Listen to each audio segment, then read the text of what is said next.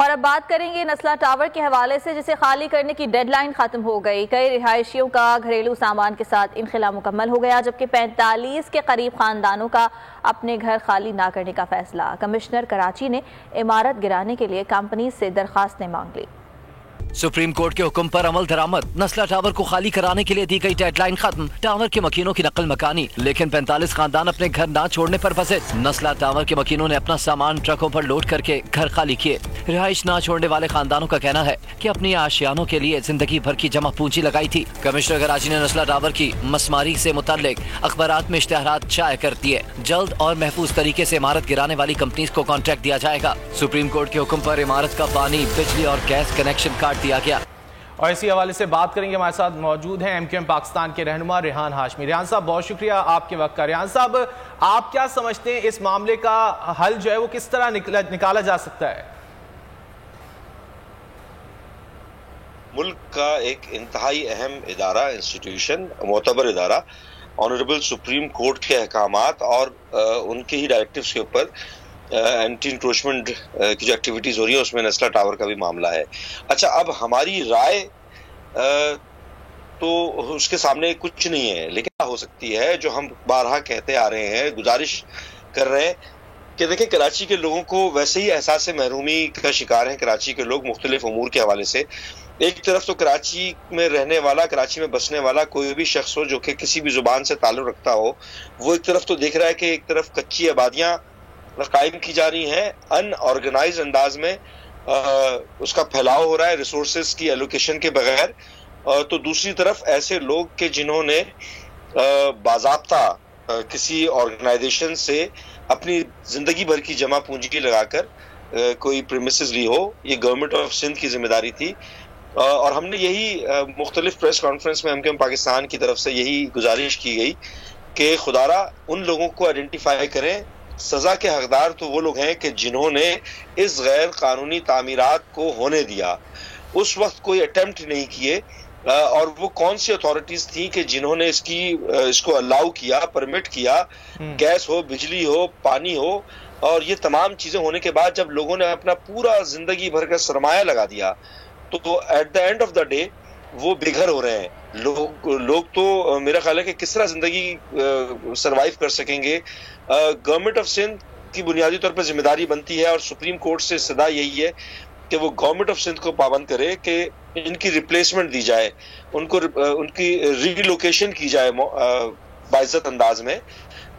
اور نہ صرف نسلا ٹاور کا معاملہ ہے جو کہ بالکل انکروچمنٹ کا معاملہ ہے، بلکہ مختلف جگہوں پہ کراچی میں جو مختلف ذرائع ہیں وہ کہتے ہیں کہ 51% آبادی جو ہے وہ کچی آبادیوں میں رہتی ہے کراچی کی، جس کو جو ریسورسز استعمال کر رہے ہیں، دیکھیں وہ بھی ہمارے بھائی ہیں، لیکن بہرحال ان کی ری لوکیشن، ان کی جو آباد کاری ہوئی ہے وہ ایسے بہنگم انداز میں ہوئی ہے کہ انفراسٹرکچر کی برباد ہو گیا کراچی کا۔ ویسے ہی کراچی کو دارالخلافہ شفٹ ہونے کے بعد کراچی محرومیوں کا شکار رہا، اور آج چاہے وہ تمام تر ذمہ داری عائد کس پر ہوتی ہے پھر جو کچھ بھی کراچی میں ہو رہا ہے، مختلف علاقوں میں تجاوزات کے حوالے سے آپ گفتگو کر رہے ہیں؟ دیکھیں اگر لانگ ٹرم بیسس پہ گئے، میری تو رائے، کیونکہ سپریم کورٹ جیسا معتبر ادارہ اس میں ڈائریکٹیوز دے رہا ہے، تو میں صرف ایک ہمبل سجیشن دے سکتا ہوں، وہ یہ ہے کہ دیکھیں جب تک کہ بلدیاتی امور کو ایک چھتری کے نیچے نہیں لایا جائے گا، ایک شہر کے 5 باپ بنا دیے جائیں گے تو شہر کا یہی حال ہوگا۔ ایک طرف تو ڈپٹی کمشنر آفس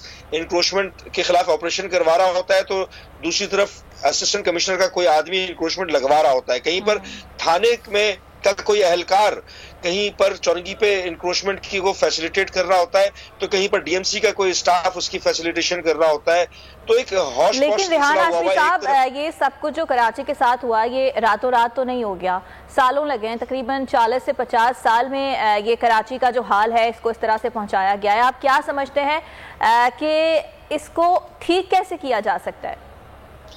دیکھیں پاکستان کی آزادی کو 70 سال سے زیادہ ہو گیا، اور اس 70 سالہ دور میں بمشکل تمام 30 سال منتخب بلدیات رہی، جبکہ 40 سال سے زیادہ ایڈمنسٹریٹو دور رہا۔ تو اس کا مطلب یہ ہوا کہ ہمارے ہاں جو روٹ لیول ڈیموکریسی کا ادارہ ہے، جس ادارے کا بنیادی کام ڈیولپمنٹ کا ہے، ریہیبلیٹیشن کا ہے، میونسپل سروسز کا ہے، उस इदारे को पनपने की, फलने फूलने की का मौका ही फराहम नहीं किया गया। और हैरान कुन चीज ये है कि जो रूट लेवल डेमोक्रेसी है, जो नर्सरी ऑफ डेमोक्रेसी कहलाता है, यानी कि म्यूनिसिपैलिटीज, वो डिक्टेटरशिप के दौर में ही परवान चढ़ा, और जबकि जमहूरी चैंपियंस के दौर में उसके इलेक्शंस तक नहीं गिराए गए। सुप्रीम कोर्ट के अहकामात के बाद तो इलेक्शंस हुए। 2013 के एसएलजीओ का इतलाक हुआ, उससे पहले जो मुशर्रफ साहब का दौर था उसमें इख्तियारात की मुंतकली थी निचली सतह तक, उसमें चाहे वो नेमतुल्लाह साहब का दौर हो, चाहे एमक्यूएम का दौर हो, उस दौर में आपने कराची को तरक्की करते हुए देखा। देखिए, जिस तरह किसी भी घर के tier and wear and maintenance के लिए एक फंड की मुस्तकिल बुनियादों पे एलोकेशन की जरूरत है, इसी तरह शहर का मास्टर प्लान हो, पानी की तरसीर हो, दीगर अमूर हो, कचरा उठाना हो, सॉलिड वेस्ट हो। बदकिस्मती ये रही इस मौजूदा एसएलजी 2013 में कि बुनियादी बल्दियाती इदारे वो क्या क्या हो सकते हैं। देखें, वो सॉलिड वेस्ट हो सकता है, कहने के कचरा उठाना, वो मास्टर प्लान हो सकता है, बिल्डिंग कंट्रोल हो सकता है, पानी और सेवरेज की निकासी के मामलात हो सकते हैं, वाटर एंड सेवरेज हो सकता है। ये जिन जिन इदारों के मैंने नाम लिए हैं, बशमूल केडीए, एलडीए, ये कोई बल्दियाती इदारा मुंतखब मेयर के पास नहीं था। ये सारे के सारे इदारे, इसका चीफ एग्जीक्यूटिव सीएम थे।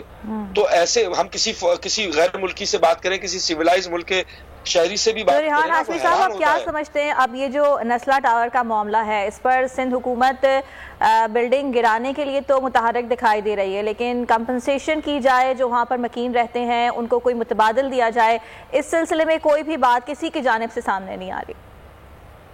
देखें, ये ऑनरेबल सुप्रीम कोर्ट के ऑर्डर्स हैं, उनकी कंप्लायंस जरूरी है।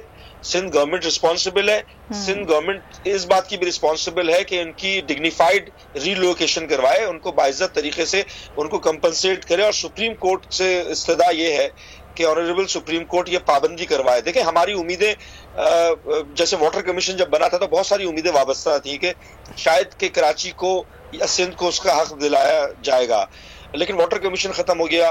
वाटर कमीशन के बनने के बाद, जो कि सुप्रीम कोर्ट के अहकामात के ऊपर बना था, चीजें ग्रेजुअली बेहतर होना शुरू हुई थी। अभी भी सुप्रीम कोर्ट गवर्नेंस के मामलात में को बेहतर करने की कोशिश कर रहे हैं, हालांकि ये बैड गवर्नेंस की वजह से सुप्रीम कोर्ट का इंटरफेरेंस हो रहा है। अगर गवर्नेंस अच्छी होती, कानून की पासदारी होती, कवानीन पे अमल दरामद होता, तो सुप्रीम कोर्ट को जरूरत ही नहीं थी। आप चीजें नहीं होने देते।